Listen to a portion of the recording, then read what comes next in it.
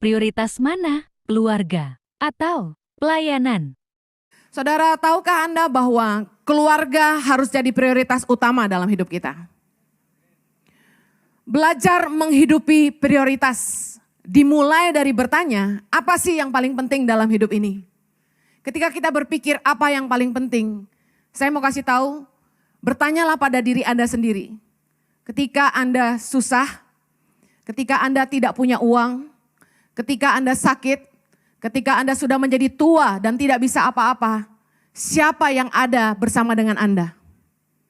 Apapun yang kita kerjakan di luar, orang banyak akan mengecapnya, tapi sesungguhnya yang paling peduli sama hidup kita adalah keluarga. Saya sedang belajar tentang apa sih sebenarnya yang Yesus lakukan selama 30 tahun ia hidup sebelum Yesus memulai pelayanannya. Dalam Lukas 3 ayat 23 dikatakan bahwa ketika Yesus memulai pekerjaannya, ia berumur kira-kira 30 tahun. Jadi Yesus datang ke dunia untuk menyelamatkan dunia ini. Itu misinya Yesus datang ke dunia. Amin. Yohanes 3:16. Tetapi Yesus memulai pelayanan misi penyelamatannya itu di usia 30 tahun. Usia berapa Yesus terangkat ke sorga? 33,5 tahun. Berarti Yesus hanya memakai waktu 3,5 tahun untuk melayani misi penyelamatan dunia. 10% masa hidupnya yang Yesus pakai untuk melayani dunia. Tapi 90% masa hidup Yesus di dunia, Yesus ada di mana? Saudara, saya belajar bahwa selama 30 tahun ternyata Yesus ada bersama-sama dengan keluarganya. Nanti saya akan kasih lihat ayatnya. Apa yang Yesus mau ajarkan sama kita? Kenapa Yesus cuma 10% saja melayani di dunia? Lalu saya mendapat pewahyuan begini. Selama 30 tahun, apa yang Yesus kerjakan di tengah-tengah keluarganya tidak tercatat dengan detail di Alkitab. Tapi bukan berarti tidak penting. Karena Yesus menunjukkan dia menghabiskan 90% masa hidupnya justru keluarga. Bukan berarti itu tidak penting kan, meskipun tidak dilihat orang, yang mengerti katakan amin. Seringkali kita lebih mentingin yang dilihat orang. Sementara kita tidak menganggap yang tidak ketahuan orang itu enggak penting. Padahal justru keseharian kita itu lebih banyak waktu yang kita habiskan di tempat pekerjaan dan bersama dengan keluarga. Itu yang enggak terekspos sama dunia, tapi bukan berarti itu enggak penting. Karena Yesus justru menghabiskan masa hidupnya paling banyak di situ. Kenapa orang gagal mempertahankan pelayanan yang hebat? Saya sedih dengar banyak hamba Tuhan yang terkenal, hamba-hamba Tuhan internasional, satu-satu berjatuhan. Anda pasti mengerti maksud saya. Saya belajar bahwa kunci keseimbangan dalam hidup kita adalah memiliki keluarga yang kuat. Katakan amin. 1 Timotius 3 ayat 12, kita baca sama-sama. Diaken haruslah suami dari satu istri dan mengurus anak-anaknya dan keluarganya dengan baik. Ayat 13. Karena mereka yang melayani dengan baik beroleh kedudukan yang baik. Sehingga dalam iman kepada Kristus, Yesus mereka dapat bersaksi dengan leluasa. Artinya apa? Kegagalan kita di dalam keluarga bisa menjadi batu sandungan dalam pelayanan kita. Tidak hanya bicara soal diaken, tapi ini mewakili para pelayan Tuhan. Bahwa kita harus memastikan kita sudah melayani keluarga kita terlebih dahulu. Kita sudah baik-baik mengurus keluarga kita lebih dahulu sebelum kita mengurus jemaat Allah. Banyak orang sibuk pelayanan. Senin sampai Minggu pelayanan. Saya mau kasih tahu. Konotasi dari pelayanan adalah ini. Hidup kita adalah ibadah kepada Allah. Apa saja yang kita lakukan dalam hidup ini adalah pelayanan kepada Allah. Anda bekerja di tempat pekerjaanmu, itu ibadah. Anda ngurus keluargamu di rumah, itu ibadah. Pelayanan itu bukan hanya di 4 tembok gereja. Tapi semua yang kita lakukan dengan hidup kita adalah pelayanan kepada Allah. Roma 12 ayat 1. Itulah ibadahmu yang sejati. Yaitu seluruh hidupmu. Yang mengerti katakan amin. Jadi saya mau kasih tahu, pelayanan di rumah dan pelayanan di gereja itu sama pentingnya. Kita harus memastikan sebelum kita jadi hebat di luar, kelihatan hebat di depan orang banyak. Di rumah kita juga sudah jadi berkat buat keluarga sendiri. Sekali lagi, kegagalan kita di dalam keluarga akan menjadi batu sandungan dalam pelayanan kita. Jangan sampai kita salah prioritas. Keluarga harus di atas pelayanan kita.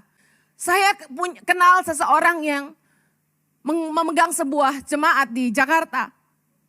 Tiap hari ada ibadah di gerejanya. Senin sampai Minggu ada ibadah. Jangan ngomong hari Minggu, Minggu udah full day. Anak-anaknya tidak terurus, mohon maaf. Anaknya sampai kepahitan sama orang tuanya. Banyak kali kita jadi hebat di depan orang banyak. Kita lebih senang bersama dengan orang banyak. Kenapa?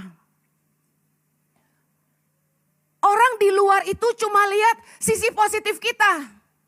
Orang banyak di luar itu cuma lihat kekuatan kita. Mereka cuma lihat kehebatan kita. Mereka dengar kita nyanyi pintar, khotbah hebat. Mereka lihat aksi-aksi kita yang luar biasa. Dan kita menikmati ketika orang banyak mulai memuji, bertepuk tangan dan bilang, Anda hebat. Tapi ketika kita pulang ke rumah, anak-anak dan pasangan kita jadi tempat sampah. Kita terlalu letih di luar, pulang kita marah-marah. Kita sudah all out di luar, kasih yang terbaik buat orang banyak. Di rumah keluarga cuma dapat capeknya. Istri tidak pernah diajak pergi lagi. Diajak omong pun sudah tidak sanggup karena udah kebanyakan khotbah di luar. Yesus berkata dalam Matius 13 ayat 57b.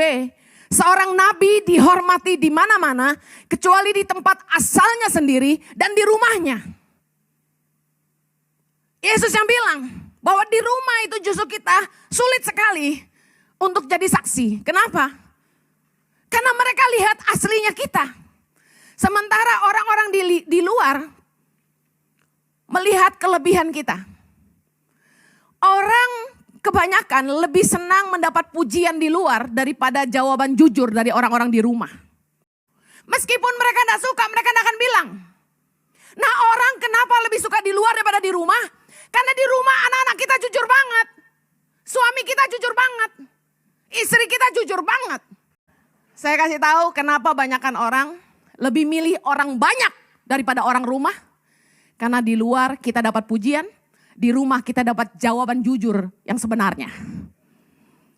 2 hal yang saya mau bagikan tentang menjadi light di rumah, menjadi terang di rumah.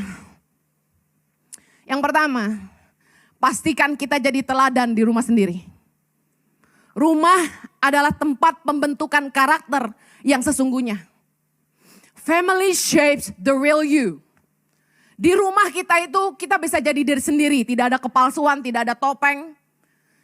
Keluarga yang paling kenal kita siapa sesungguhnya. Orang itu akan lihat karakter kita. Dan itu yang akan jadi berkat yang baik buat anak cucu kita. Karena apapun yang mereka kerjakan, orang ingat apa yang orang tuanya telah lakukan. Yang mengerti katakan amin.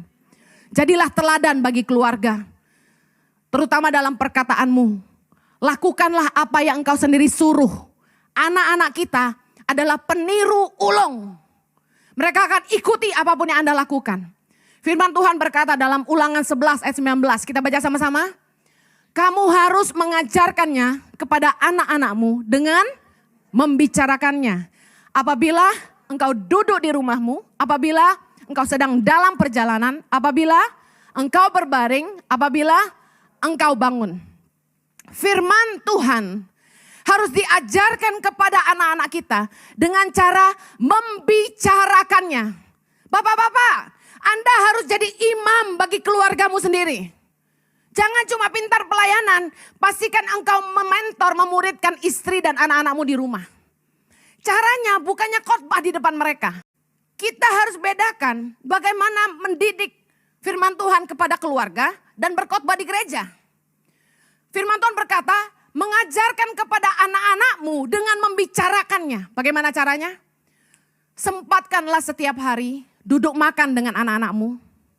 Mau tidur cerita-cerita, di perjalanan bercerita-bercerita. Itu masuk firman Tuhan. Manfaatkan setiap waktu untuk bisa membicarakan firman Tuhan dengan anak-anakmu. Tidak usah kayak orang mimpin meeting di kantor. Firman Tuhan bilang, lakukanlah kepada orang lain sebagaimana kamu ingin diperlakukan. Perbuatlah kepada orang lain sebagaimana kamu ingin orang lain perbuat kepada kamu.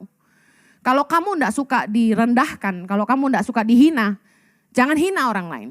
Kalau kamu tidak senang dibilang bodoh sama orang, jangan bilang orang lain bodoh.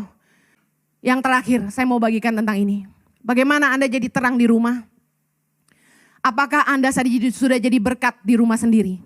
Bapak-bapak, ibu-ibu, pastikan selain jadi teladan, Anda bertanggung jawab pada keluargamu. Jangan sibukin ngurus orang banyak sementara keluargamu sendiri tidak diurus. Saya tutup dengan ini. Yesus itu menunjukkan bahwa dia harus jadi teladan di rumahnya. Dan dia menunjukkan tanggung jawabnya sebagai anak yang bantu orang tua. Kalau Anda pengen punya pelayanan yang hebat, pastikan Anda mengerti bahwa keluarga itu harus jadi prioritas utama. Anda mau menjaga keseimbangan agar pelayananmu tetap kuat, pastikan keluargamu juga harus kuat. Bapak Ibu dengar baik, jadi teladan buat anak-anakmu. Jangan hanya berpikir bahwa anak-anakmu adalah investasi di hari tua. Karena firman Tuhan berkata dalam 2 Korintus 12 ayat 14b. Karena bukan anak-anak yang harus mengumpulkan harta untuk orang tuanya, melainkan orang tualah untuk anak-anaknya. Meskipun satu hari nanti anak-anakmu akan balas budi, tapi jangan perlakukan anakmu sebagai investasi.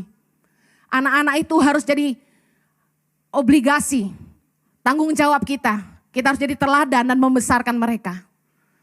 Apa yang kita tuai di masa tua hanyalah upah dari Tuhan. Hari ini Anda kerja keras, jangan semuanya ditinggalkan buat anak-anakmu, tapi pastikan Anda tabung juga buat hari tuamu.